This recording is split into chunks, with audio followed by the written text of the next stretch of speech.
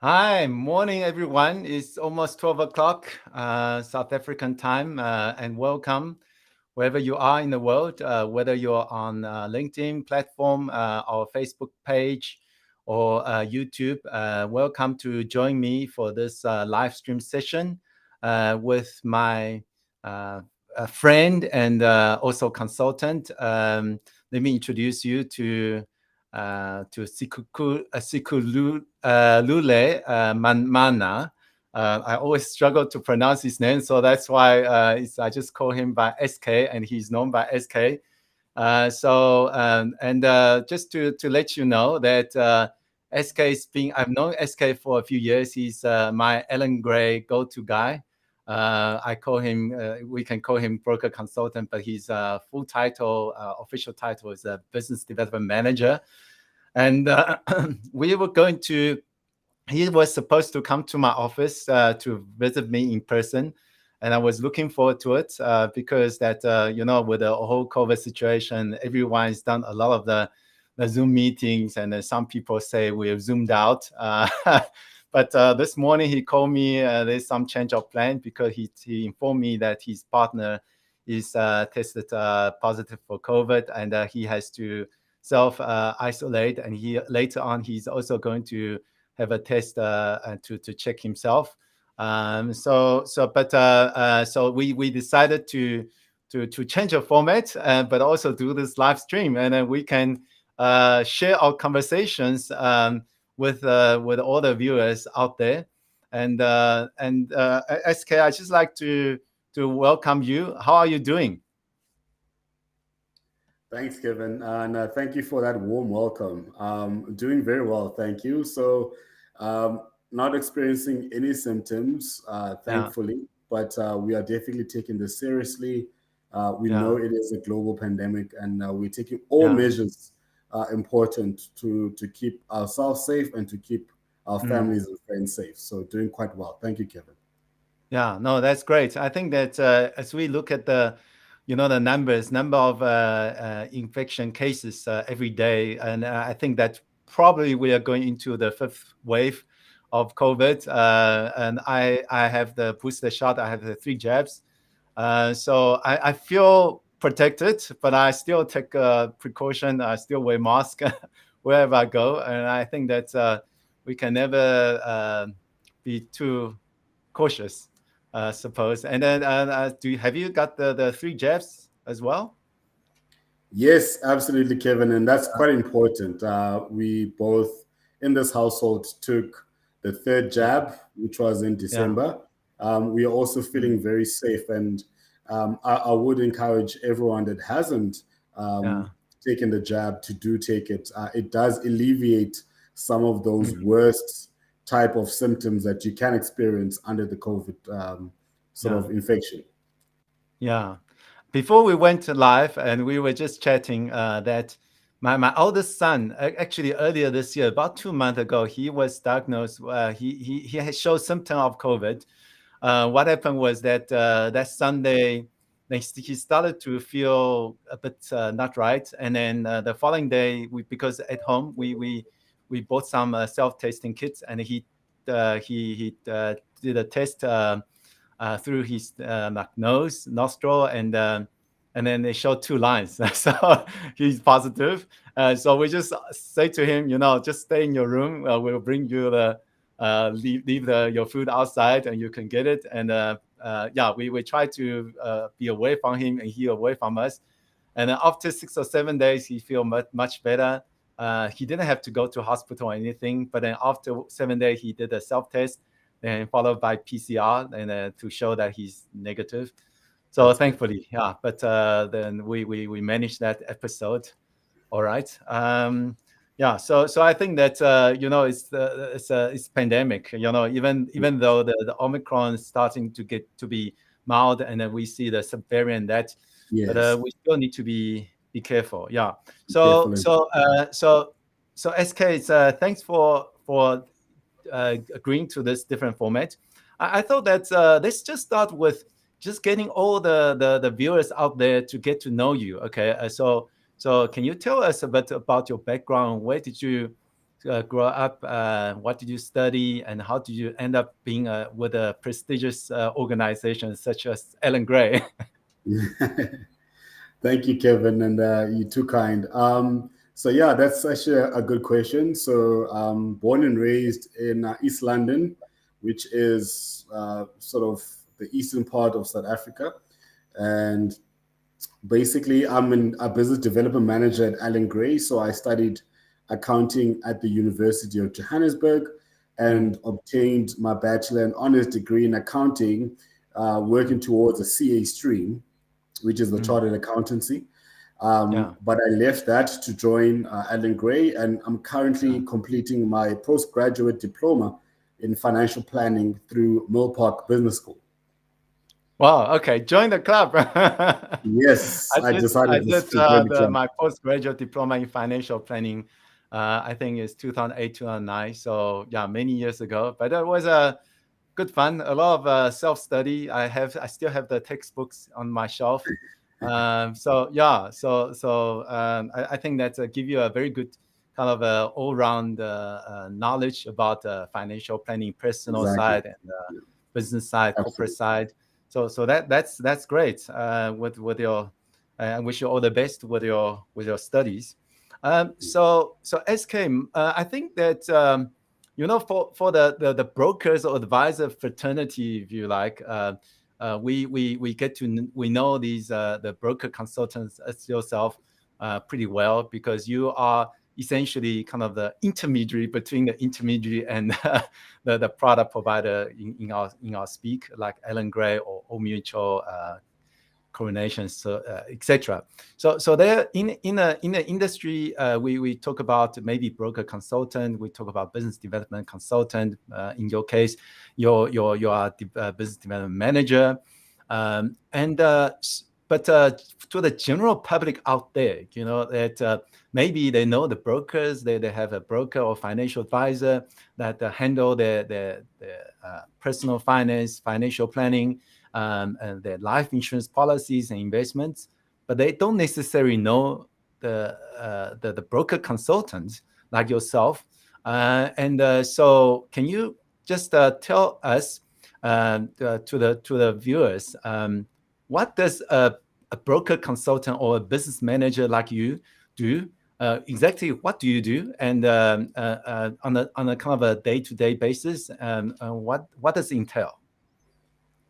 Cool. Thank you, Kevin. I think just before I describe the role in itself, just to give you a quick feedback and perspective on how I landed up into the role. So I joined Allan Gray in 2016 as a client service consultant, and that was when I was helping investors with investment inquiries through telephone and email. And then after a few years, I joined the Advisor Service Center as a consultant. And that's when I really started helping financial advisors and their businesses through the same mediums on business and investment related inquiries. So I realized that I actually enjoyed this work, and I found it quite fulfilling because it allowed me to work to my strengths, right? So being passionate about business, investments, economics, and markets. And so I then landed the role of being a BDM, or business development manager, in the early part of 2018. So just to describe what that means, or what the role means, is being a business development manager means your role is in the form of distribution or sales, because a business development manager is directly responsible for generating new revenue. So there are a variety of ways a business development manager can do this. And this is usually based on the company you work for. You can do this by nurturing relationships with key clients, developing new relationships, and expanding the brand's presence. So to do this, a BDM needs to be able to track new trends, make product recommendations, propose strategic partnerships, and be involved in the long-term strategies with your clients. So as a business development manager at Allan Gray, which is an investment management business, this entails working with financial planning businesses like Daberistic Group. So this involves helping Daberistic with the investment clients, helping Daberistic increase their brand awareness, and engage in projects that will help the business grow their client base, administer investments effectively, and improve efficiencies within the business. So we partner with financial planners in identifying areas which we can improve together and work together towards achieving that goal in the short, medium, and long term. So we also keep financial planners updated on a regular basis on changes in the Allan Gray platform, for example, the industry, the markets, and all other things that could affect their investors as clients. Wow. Okay. I think that's a very comprehensive description. First of all, in terms of your, you talked about your journey with Allan Gray and how you have grown and evolved and developed within the organization, but then also your job description as a business development manager. And I think that's really give the audience understanding of a role. To me, you're kind of a go-to person, but you're actually very knowledgeable, and you need to update your knowledge with the industry, with the trend, and also within Allan Gray, so that you are able to give me the support and then tell me and guide me in terms of whenever I have some questions or if I have some options or decisions to make, you are able to play that role. So yeah, that's really that's true, because I see you as a partner in our business, not only a link between ourselves and Allan Gray, but also a partner that you contribute meaningfully in terms of our direction going forward. I think that over the years I've enjoyed my interactions and relationship with Allan Gray, because I think that Allan Gray has always been fiercely kind of independent and supporting independent financial advisor like myself, where they provide, a few years ago, I attended the Fund House Advisor Program, where it's aimed at upskilling the financial advisors to build their business or the sustainability of their business. And also like from time to time workshops about technology, about the investment trend. Even like I remember that I attended quite a few times the fund manager workshop, the funds on Allan Gray platform, and I thought that was great in terms of always being, I think it's being in touch with the industry, with the other advisors, planners, but also with fund managers, and then hearing from them, asking them questions. And I thought that was quite valuable. So yeah, I think that's great. That's now, if I think about what you were saying, SK, without stealing your thunder, what type of person or personality is suitable to do your type of job? If based on what you were saying, I thought someone who is kind of can develop the confidence and like to communicate and like to interact with people, and like to work with maybe the investment products, kind of investment trends. What type of a person would you say is suitable for this type of role? Absolutely, Kevin. So I think then I will talk to the skills that are crucial for being a BDM. For example, I think that should give us a perspective of what type of person you should be. So as a BDM, there are a few crucial skills that you need that will help you excel in the role and deliver good outcomes for your clients. So the first important skill is you need to be self-motivated. So a BDM should be driven, disciplined, and have the ability to work and hit their targets with limited supervision. The second important skill I think I would like to mention is organizational skills. So BDMs should be able to manage their time and prioritize important tasks at all times. And you've mentioned this on the third skill I'd like to share with the viewers is communication skills. So you should handle yourself professionally with prospects, with clients and colleagues, and you should have the ability to form relationships with new people. And I think the last important skill I would want to mention is in terms of who should be a business development manager is you need to have technical skills. So you need to have experience in entering data and using a CRM, what we call a client relationship management database, which helps BDMs keep track of and manage their prospects. And technical knowledge of the software and tools their customers, so your customers and target customers, is useful as well. So, SK, if you look at your journey with Allan Gray, compared to a few years ago, you started with Allan Gray to where you are now. How have you developed as a professional? Absolutely, Kevin. So I think that story of where I'm at now is actually the people I've interacted with, and that includes you, Kevin. And it has been a learning journey. So there is no qualification for being a development manager. But essentially, it's all about the relationships, the people, and what you learn. So since joining Allan Gray, I obviously learned about investment management, asset management, clients, and investment products. But when it came to the business of financial planning, I was then able to see how financial planners like Daberistic offer those solutions to clients and ensure great outcomes. Business-wise, and as I said, I've mentioned this, I'm passionate about business. I was then put in an environment where I can learn how different businesses work and how entrepreneurs tackle different problems to ensure their growth. So that is essentially being the growth that I've experienced. And then obviously with the qualification, it makes me understand a bit more about the business of advice.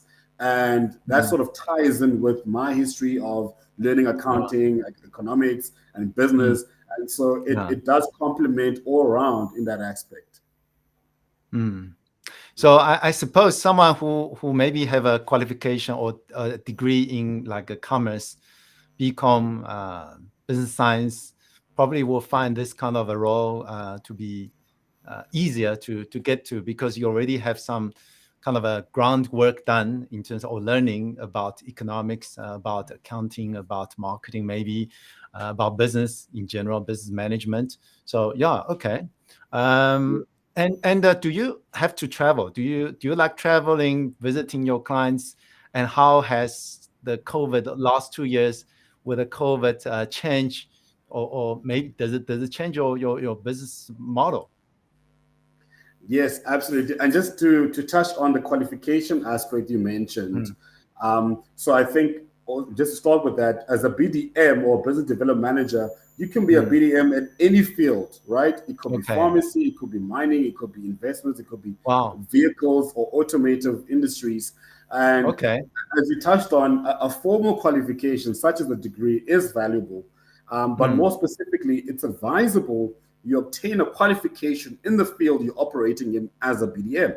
So, for example, if you want to be a BDM in the investment management space, which I am in, it would be useful to obtain a postgraduate diploma in financial planning and get your chartered financial planner designation, as it will help you understand the business of your clients that you are servicing. And so I just want to stress the point that it doesn't have to be investment management. It could be anywhere where that role is needed. And then to your question on traveling, so I always joke around with my clients and say that, my car is my office, because predominantly we spend the most of our time in the office meeting with financial advisors, developing plans, executing plans. But this definitely has been impacted by the pandemic outbreak, right? So we couldn't travel as much. We had to use virtual mediums of exchange like Restream, like Zoom and Teams. And that has just meant that we had to adapt our way of communication. So, and luckily we have been able to, work with you, like for example, Daberistic, to go to a virtual setting, and we've been able to continue the work we're doing virtually. But essentially, if you are a BDM, expect to be traveling a lot. Expect to be visiting offices a lot, because that is where you're going to spend most of your time. And do you see financial planners, financial advisors change in the way they interact with BDMs? Do you find that more of your clients, financial planners, that they say to you, SK, no, there's no need. Let's just have a Zoom meeting. Don't come to my office, so to save time or things like that. Or do you actually find that right now, actually financial planner like me dying to have you in person because we haven't seen each other for so long, face to face? That's a great question. So it does depend on the financial planner, right? So I think adopting a virtual way of being meant that many financial planners are happy meeting you via Zoom and related technology. But for example, I've also been itching for face to face, right? So seeing clients in their offices has been a good thing for me, and I enjoy that. So it's always a matter of now learning a bit more about what the financial plan needs, so that you can actually adjust to that. Each financial plan is different. So there's some that weren't able to adopt the virtual technologies that we implemented because of COVID, and we had to work around that, right? But predominantly, we've all moved forward in using more technology in our businesses, and I think that has been able to keep the boat rolling, or the boat swimming, if floating, if I can say that. Yeah. Right. Yeah. I suppose I think that my experience also shows that it's the difference. Maybe the it's saying is the different strokes for different folks, because Yes. some people they still like the traditional, and others they have moved on. They embrace the new technology, and they kind of transformed. Like I was saying, in my case, our practice pretty much transformed to what my good friend and mentor says, Kubus Klein. He says kind of a hybrid virtual practice. Most of the clients they're quite happy to have the virtual meeting instead of face to face, for COVID reasons. So but on the other hand, you're bound to have some advisors and their clients where they definitely want to have face to face. It's just that connection, like it's when you have face to face in person, that kind of you observe the person, that body language, you pick up the vibe. It's just different. I think that's something that definitely people would have missed. And Okay, just so to add to that, Kevin, before you continue, is that as BDMs, just to enhance the perspective for your viewers, is that we were confronted with this change, right? And so we had to figure out how to help your clients, which is your financial planners, adopt to the new normal. So a lot of the advisors that were not comfortable with virtual settings, those are the type of projects we would necessarily engage with them to say, well, there are some mediums like Zoom and etc. that you can reach your clients, and helping them adopt that, and their businesses adopt a virtual setting. So just to enhance that knowledge of a BDM, is that it's never the same with any practice. It's always you identifying the gap and trying to find the solution for that, for the medium and long term. SK, I was distracted just now. The reason was that I'm learning. I'm still taking baby steps, learning about live stream, and I think live stream. One of the things you do, and which I still need to develop my checklist or learn from someone, is that you actually send a message to greet everyone. So I just quickly send a message just on the different platforms just to greet everyone. We learn. We all learn. I'm 48 now. I'm still learning. I find that my speed of learning not the same as when I was 20 years ago, but we all learn. SK, that my final question is that since you represent Allan Gray, can you tell us what's new at Allan Gray? Maybe your business, any change in your business structure, or maybe products? What's new? What's news at Allan Gray you'd like to share with the viewers?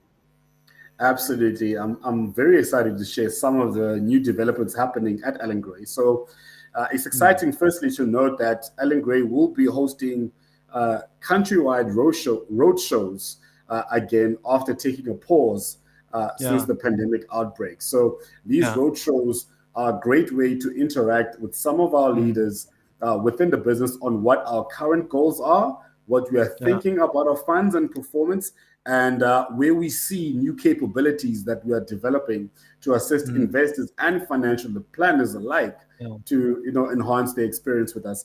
We have also recently updated our investment minimums for our products, which means you can start an investment of R1,000 per month as a debit order. And I also wanted to mention that we are also planning to launch the offshore endowment product, which is a linked investment plan for offshore investment. So this offers some flexibility to clients, and the investment product itself includes a diverse range of international unit trusts covering all asset classes. And I just want to tell the viewers as well that if you want to know more about these changes, feel free to reach out to Kevin and Daberistic to get that quality advice on the investments and investment products.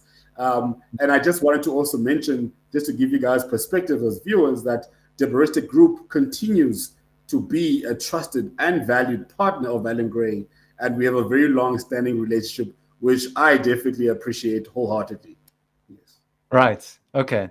SK, thanks very much for that compliment. I just want to have a disclaimer that I haven't paid SK for that. For that comment, for flattering commentary. But thanks very much. And as we have worked for many years.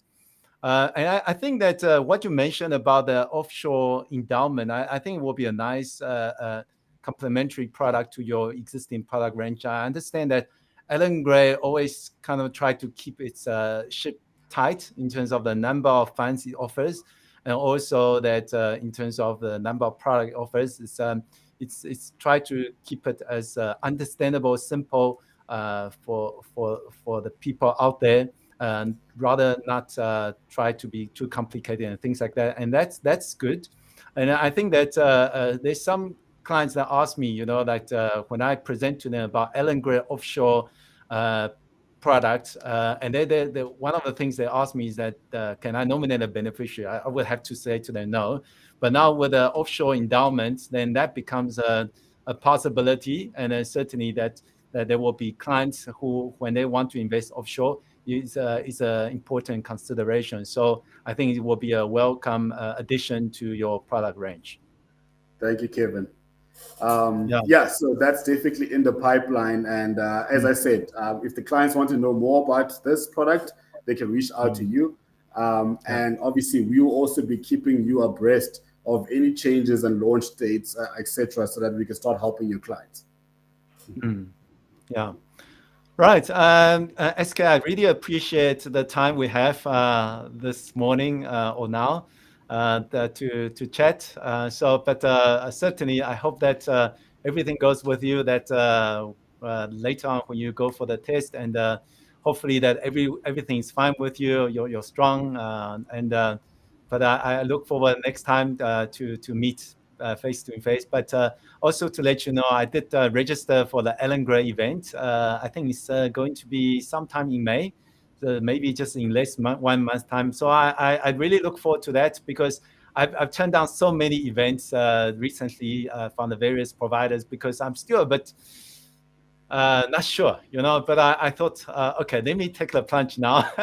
and I think that I also get to see my other financial planner friends who I haven't seen for a long time. Maybe I saw them in one of those virtual webinars. I saw their name on the side, but eventually we are going to be able to be in the same space at the convention center and greet each other and look each other in the eye and maybe shake hands or bump the fists, and then just have some chats after the last 2 years of a difficult period to handle. But thanks very much for the time. And to all the viewers out there, thanks very much for staying with us. And just to let you know that this is also available afterwards as recording on YouTube and LinkedIn and Facebook, our Facebook page. But I'd like to wish you well. Tomorrow is the Freedom Day, and it's an important day in the calendar of South Africa, and where we commemorate how we moved from the apartheid era to democratic country. And I remember that back in 1994, I was young. I was 19. I was the first time I had the right to cast the vote. I voted, and to usher in the new era of our country. So everyone enjoy the holiday tomorrow, and if you take the time off to make it a long weekend, take Thursday and Friday off, wherever you're traveling, be safe, and we will see you next time. Cheers. Cheers. Thank you.